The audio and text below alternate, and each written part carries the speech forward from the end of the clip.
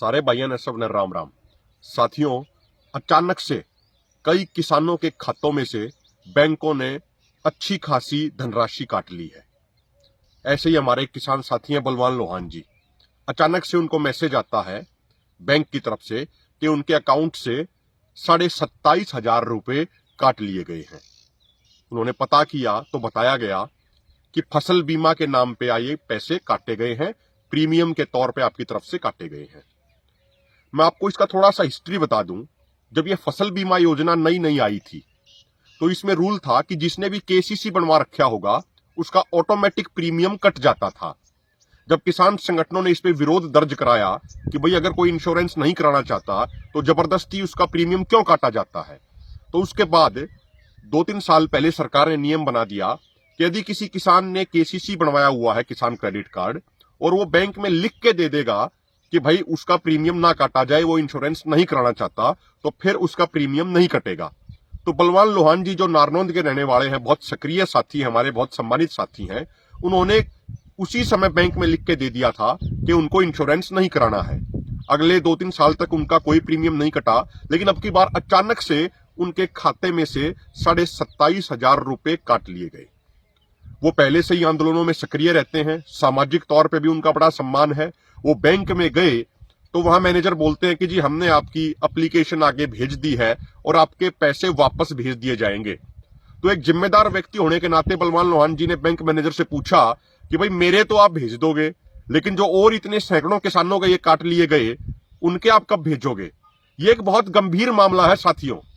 ये गंभीर मामला इसलिए है कि मान लीजिए जब एक सेंट्रल गवर्नमेंट ने नियम बना दिया कि जो किसान लिखित में ये दे देगा कि उसको इंश्योरेंस नहीं कराना तो उसका प्रीमियम नहीं कटेगा, और पिछले 2-3 साल से उनका प्रीमियम नहीं कट रहा था, अब की बार अचानक से बहुत सारे किसानों का, मेरे पास अन्य किसानों के भी मैसेज आए, उनका इस तरीके से पैसे अचानक से प्रीमियम के तौर पर काट लिए गए, भारी भरकम राशि।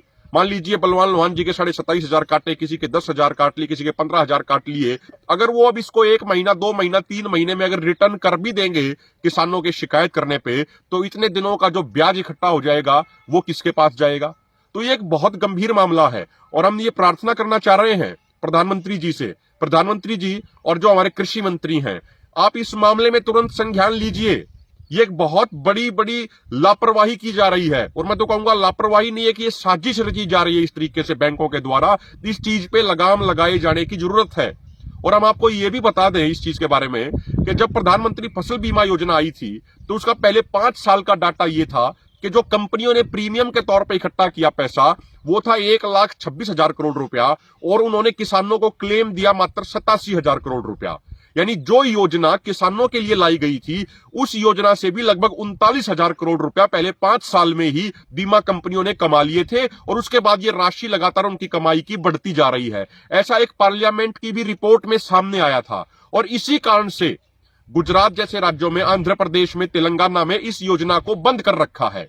हम तो एक बात पूछना चाह रहे हैं कि प्रधानमंत्री जी बार बार ये कहते हैं कि गुजरात मॉडल 2014 से पहले भी वो उसी का जिक्र करते थे, लेकिन उस गुजरात के अंदर तो पिछले 4-5 सालों से वो सेंटर की फसल बीमा योजना बंद है। लेकिन हरियाणा जैसे राज्यों में, अन्य राज्यों में उन योजनाओं के माध्यम से किसानों को लूटा जा रहा है।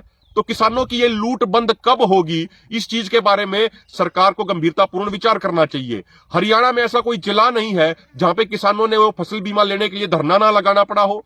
किसान 200-200 दिन, 1-1 साल तक वो धरना लगाने को मजबूर है, उसके बावजूद उनको बीमा नहीं मिलता है उनको। तो एक कुल मिलाकर ये एक लूट की योजना है, और इसी लूट की योजना के तहत अब अचानक से बैंकों द्वारा ये पैसे उन किसानों के भी काट लिए गए जिन किसानों ने ये लिखित में दिया हुआ था कि उनको इंश्योरेंस नहीं कराना। तो सरकार, हरियाणा सरकार, केंद्र सरकार इस पर तुरंत संज्ञान ले और उन तमाम किसानों के तुरंत प्रभाव से पैसे वापस किए जाने चाहिए जो उनकी बिना अनुमति के प्रीमियम के तौर पे काटे गए हैं, और इन बैंकों के ऊपर भी कार्रवाई की जानी चाहिए। बहुत बहुत धन्यवाद।